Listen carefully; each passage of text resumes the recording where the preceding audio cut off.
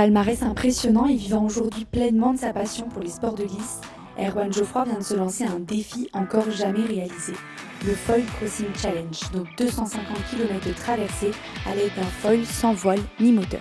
Pour en apprendre un peu plus, Info 83 est allé à la rencontre de ce challenger aux ambitions sans limite.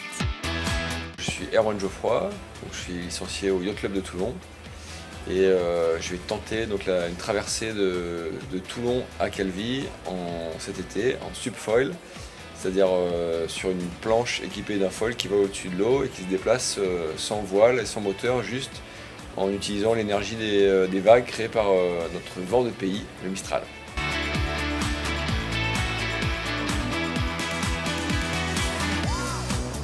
Moi je pratique les sports de glisse depuis mon enfance, adolescence on va dire. Ça m'a tout de suite attiré. Après en fait tout ça s'est enchaîné pour moi comme dans un rêve. J'ai fait des compétitions, j'étais en sport-études au lycée. En 2004 j'étais champion de France de windsurf. La carrière de entre guillemets haut niveau, pour moi c'était dans une autre vie il y a longtemps, parce que en fait, finalement j'ai arrêté assez jeune le haut niveau à 25 ans. Il faut savoir que le sport de haut niveau dans ce type de sport de glisse, windsurf et compagnie, ça reste précaire, ça reste hyper précaire. Et après ma passion pour la planche à voile d'origine m'a donné mon métier. J'ai été journaliste, j'ai dirigé notamment Wind Magazine et puis d'autres magazines de sport de glisse pendant pas mal d'années.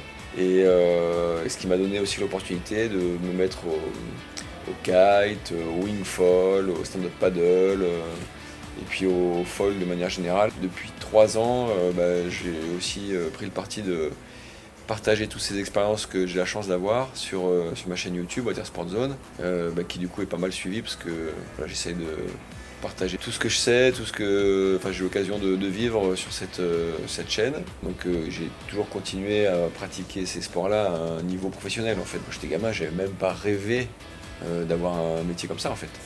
Donc c'était dépasser mon rêve, donc c'était génial.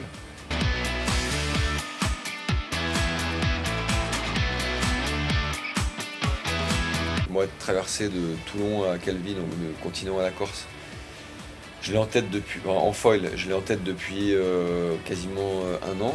C'est un symbole en fait, ça demande d'aller au large. C'est un peu le trajet des ferries aussi. Donc voilà, je pense que, en tout cas pour nous les Français, en particulier l'arc méditerranéen, de traverser le continent Corse, c'est un symbole qui est hyper important. Et donc pour moi, c'est une opportunité de me challenger. Mais après, c'est aussi une opportunité, je pense, de toucher un public plus large et le sensibiliser à nos sports. Ça peut aussi ouvrir des perspectives pour le transport maritime de demain qui est plein de challenges et notamment environnementaux. Voilà, tout ça ensemble, ça a beaucoup de sens. J'essaye en tout cas que ça ait beaucoup de sens. Et puis du coup c'est hyper excitant, quoi.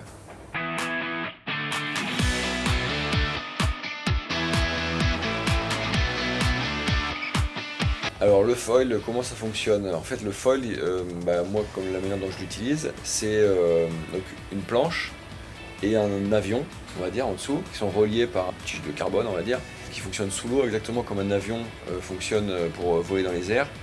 En fait il lui faut du déplacement, donc c'est pour ça que moi je prends de la vitesse en ramant en fait pour accélérer, comme l'avion il accélère sur sa piste de décollage. Et une fois que la vitesse est suffisante, en fait, l'avion dans l'eau, il va générer de la portance qui va soulever ma planche de l'eau. Ça, c'est le moment où l'avion il décolle au bout de la piste. Moi, mon rôle, ça va être d'entretenir cette vitesse pour que la portance de l'avion soit toujours suffisante pour que ma planche soit au-dessus de l'eau. Et donc, pour entretenir cette vitesse, j'utilise en fait la pente que les vagues m'offrent. Et donc, les vagues, elles sont créées par le vent. Donc moi je trouve mon chemin, donc ça demande évidemment de l'entraînement technique. Et après en parallèle je fais aussi de la préparation physique. Là pour la traversée on parle d'une douzaine d'heures de mer et d'efforts. C'est un petit peu comparable sans doute à un ultra trail. En fait une des étapes qui me semblait importante pour être en confiance et pour préparer aussi cette traversée, c'était de faire d'autres longues distances. J'ai fait de Martigues à Hyères et c'était sympa, ça m'a donné confiance et encore plus envie de traverser et de voir l'autre côté.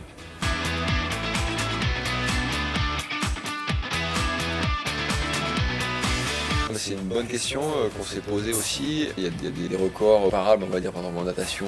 En windsurf, ça a déjà été fait avec mon copain Jean-Christophe Le Gall qui a fait l'année dernière. Ça a déjà été fait en kite aussi plusieurs fois. Moi, les règles sont pas aussi strictes, mais en fait, c'est quelque part, c'est moi qui les fixe les règles, parce que en fait, ça n'a jamais été fait. Donc moi, sur ma planche, ou en tout cas en foil, je serai tout seul. Après, j'ai un bateau d'assistance.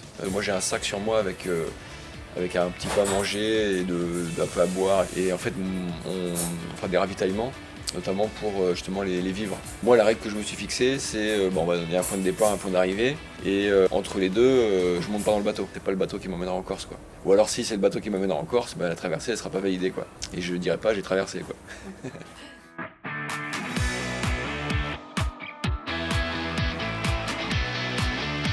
Merci aux gens qui me suivent. Ça, c'est important parce que ça donne de la force aussi. C'est vraiment une partie difficile de ce genre de challenge, c'est de monter le projet, de le financer. Donc il y a des gens qui ont cru dès le début et qui ont permis d'aller plus loin. Il y a vraiment eu un super engouement autour du projet. Donc maintenant, à moi d'aller au bout et de rendre l'histoire plus belle.